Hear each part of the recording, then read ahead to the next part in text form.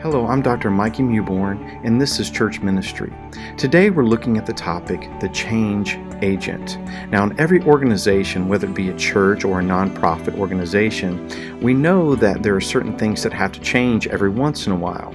Sometimes culture goes down a bad road that it shouldn't go down, and there needs to be change, or maybe structural changes, or maybe behavioral changes. Whatever it might be, there needs to be change. And so we're going to look at several of those things today as we look into this lesson, the change agent. It's good to be with you. Let's jump into our study. Hello and welcome to Church Ministry. Today we're looking at the topic, the change agent. We're getting our outline notes from Kenneth Gangle, his book on team leadership. It's good to be with you. Let's go ahead and jump into our study. I want to begin by talking about initial thoughts about change. There's a lot of helpful advice that's been given to people over time about bringing change into an organization. Maybe it's a church, maybe it's a nonprofit, or maybe it's just some other corporation, but there are better practices in bringing change into that organization.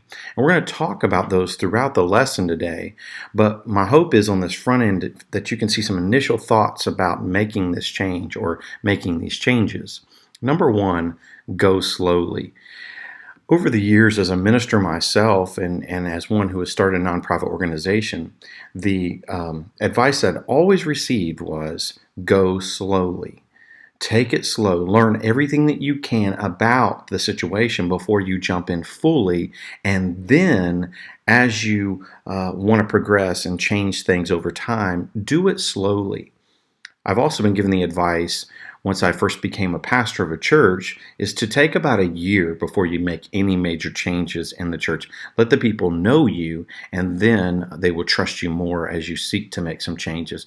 I think that is good advice. I think sometimes when you come in and you just try to make all these huge changes, it breaks a lot of the trust factors that are there between you and the people, between you and the congregation. So I think it's important. It's the same way in any nonprofit or any organization that there is a leader who's trying to bring some change. And maybe some is needed, but the way that you go about it, be careful as you go.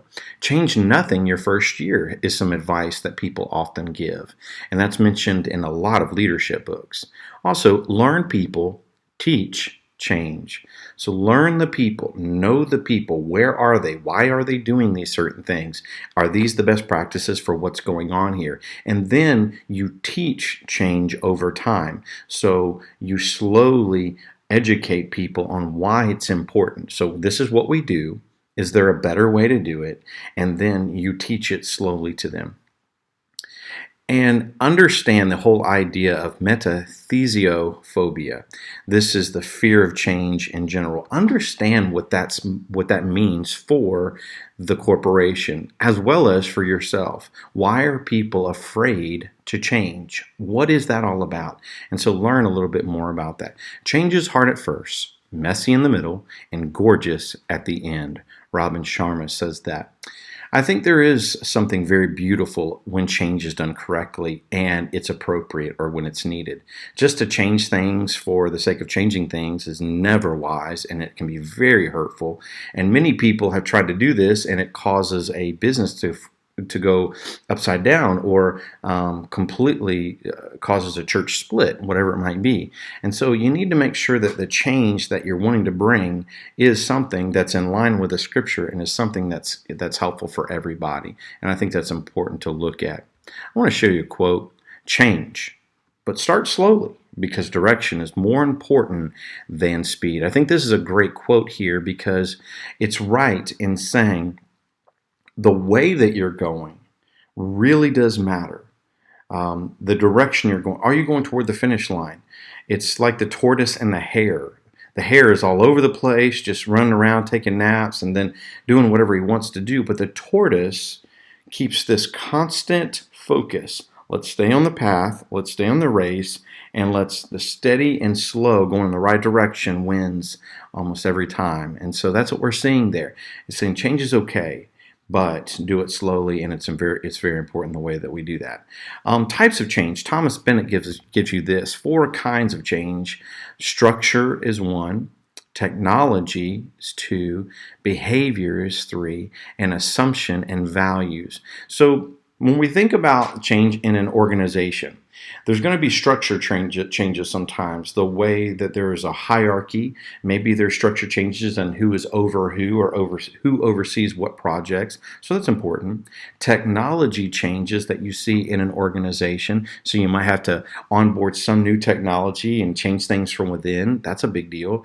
Behavior may be the way that people have been doing things for years is not the appropriate behavior going forward. Or let's say if you want to expand and become something bigger. Maybe you've heard the term before, a mom and pop restaurant. It's the idea that mom and pop run it. It's family owned. It's family run. We're not wanting to expand. We got what we got. Well, if you wanted to expand that, then you're going to have to make some big changes, and the behaviors there are going to have to change as well. Also, assumption and values. What are the things that people already think are correct or right practices? Maybe it's their mindset in general, and whatever that is, it may have to change, especially if it's going the wrong direction. There needs to be change there. I like this. This is I looked up kind of a picture of a moral compass, and a moral compass points you in the right direction of values. What are the things that you value? What are the things that you put up above all things? A church is a great example of this. What are the things that you hold and you value the most? Loving God and loving people should be at the top of that list. Loving God, loving people, and those should be your values.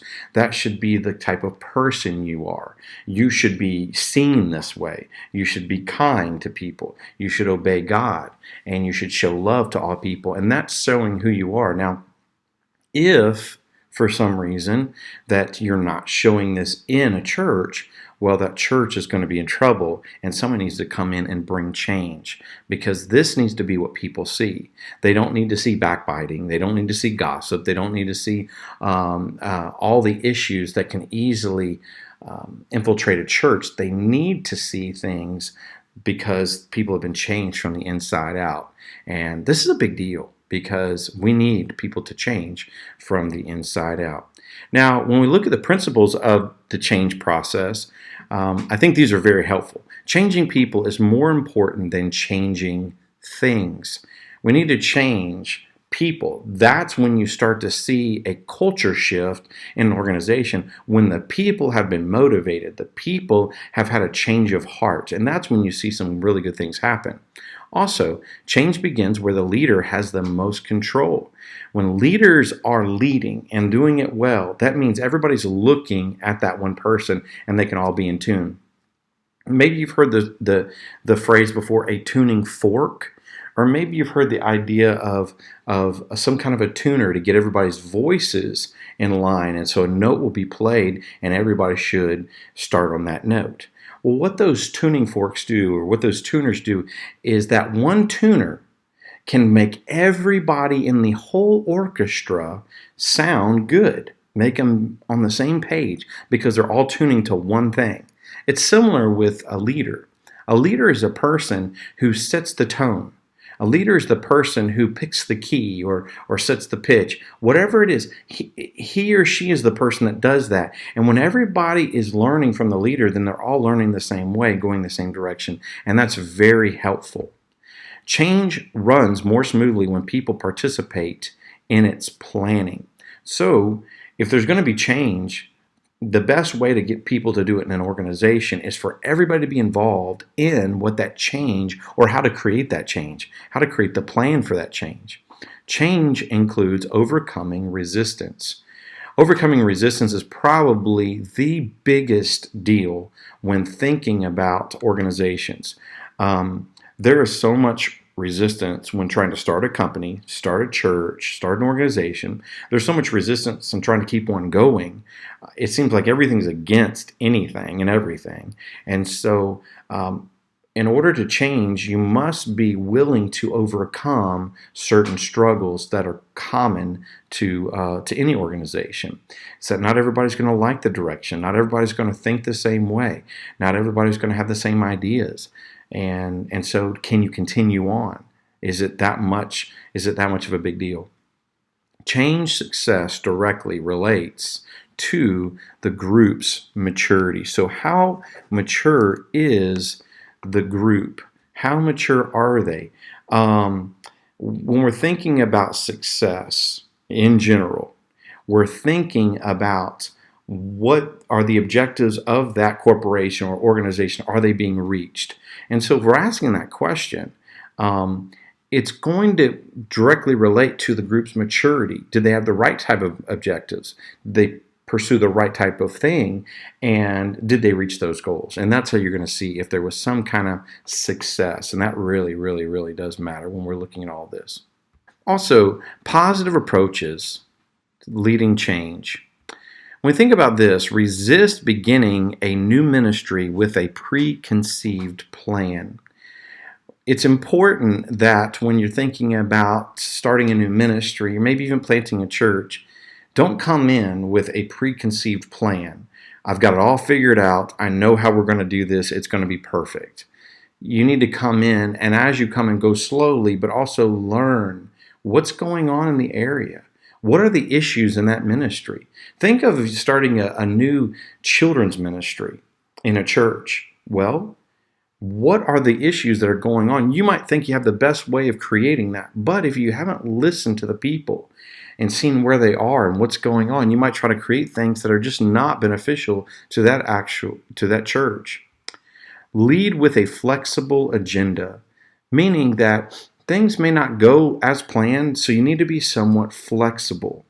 And being flexible is going to be very helpful to a person as they go forward with things, because things don't always work. You see a lot of people that go into the mission field, they come back from the mission field sometimes very flexible because they've learned over time that you might set up a calendar, you might set up time, you might set up a day timer, but a lot of those dates may not be kept because it might not be the culture, or it is, but people are 2 hours late coming to things when you think they should be on time. And so you find yourself being a little bit more flexible in the mission field. But I wanted to share this with you. I thought that was pretty good thought there. And then also move slowly in change. It's always important to go slow. See yourself as a joiner, not always as an impactor.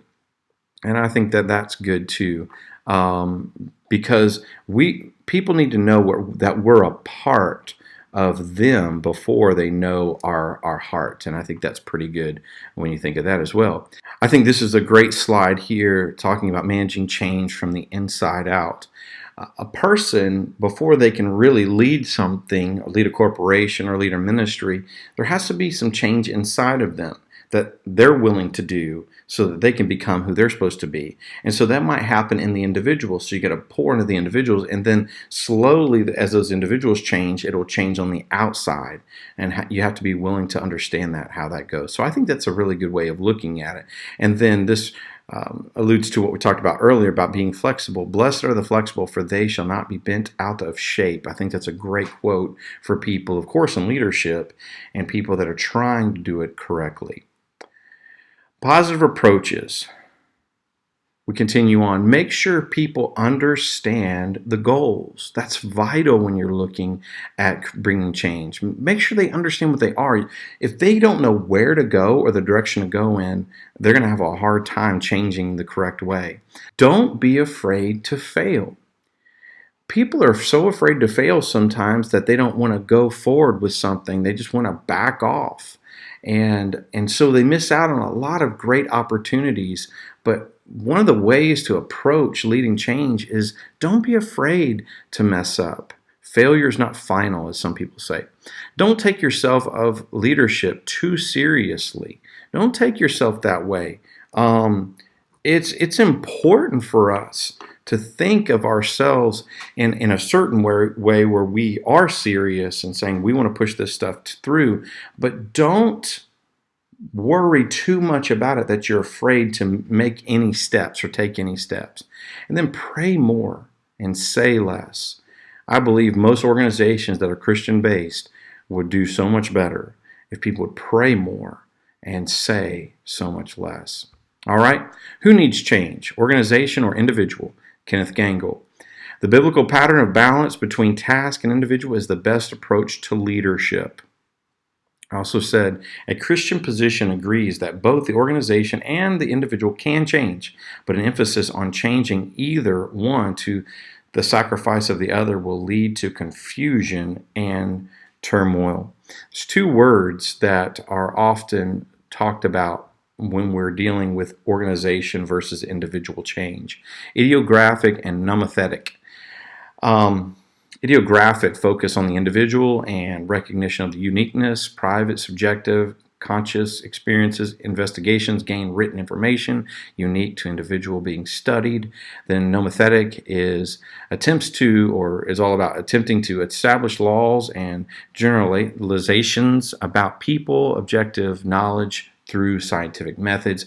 Investigations gain numerical data or data that can be categorized. It's important when you think of these. Idiographic mainly is talking about individuals and understanding them and getting them to change instead of the whole focus on numbers and stats and the organization as a whole. I want you to see idiographic because that's what's important to focus on: shaping an idiographic ministry. This is talking about the individuals. The term idiographic comes from the Greek word idios, which means own or private. Psychologists who take an idiographic approach focus on the individual and emphasize the unique personal experience of human nature. Understanding the people that shape the organization. And so when you think about organizations, let's say you're talking about a church or any nonprofit, but you're focusing in on the people. What makes up this group? Who are the different people in this group? Why does it matter? That's important when you're looking at change, because you've got to, if you really want to see change within a culture, an organization, there's usually going to have to be change, a mindset change or behavioral change with individuals. And so those individuals have to be educated. They have to be taught what the goals are moving forward and how do we change so that we can accomplish those things. So this is what we have when we're looking at the change agent. It's so good to be with you today. We'll talk to you soon. God bless you. Bye-bye. All right, that concludes our lesson on the change agent. It's been so good to be with you today. I hope there's some things from this lesson that will be helpful to you as you seek to bring change into your organizations or maybe your church. Maybe it's a ministry that you're overseeing and you want to see some change. You want to see some new things happen. And so I hope that this lesson helps you do those very things. All right, it's good to be with you today. God bless you, and we'll talk to you soon. Bye-bye.